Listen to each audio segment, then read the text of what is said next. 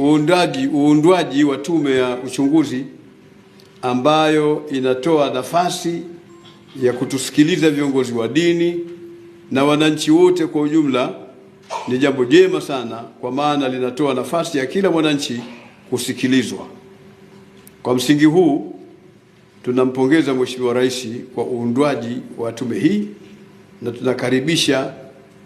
na tunakaribisha uundaji wa tume ya maridhiano na hatimaye kuelekea kwenye swala la katiba mpya.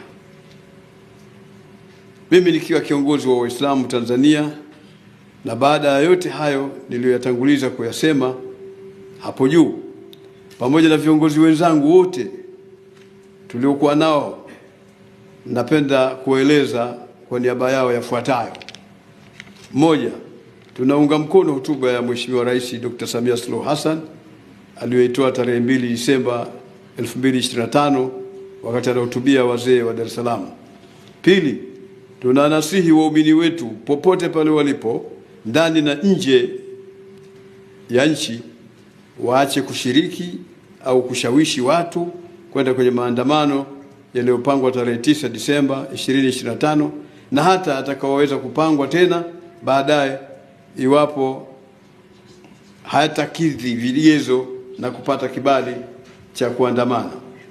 Kwa upande wa wazazi, tunawaomba tuwape nasaha vijana wetu wasije wakajiingiza kwenye mikumbo au kwenye mkumbo na kukubali kutumika kama mtaji wa watu wengine wachache ambao hawaitakii mema nchi yetu. Kwa Watanzania wanaoitakia kheri nchi yetu, tunaomba wawaelimishe wenzao kuhusu madhara ya maandamano yanayokwenda nje ya utaratibu uliowekwa kisheria. Kwa wale Watanzania wanaoishi nje ya nchi, yani diaspora, tunawaomba watumie fursa zao kuisaidia nchi yetu badala ya kukubali kutumika kuiangamiza nchi yetu. Wakumbuke kuwa kuipenda nchi ni ukamilifu wa imani.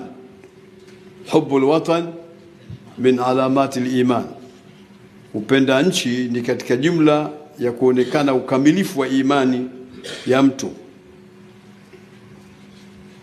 na inawezekana kuwa huko waliko wana hali nzuri zaidi ya maisha kuliko Tanzania, lakini wasisahau kuwa nyumbani ni nyumbani kila itakavyokuwa.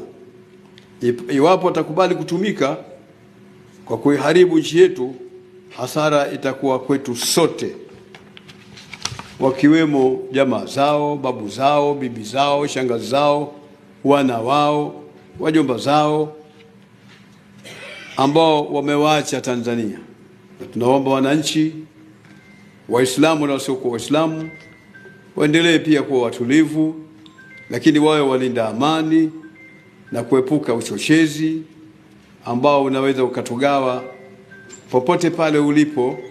Uchochezi huo iwe kwenye mitandao ya kijamii au kwingineko.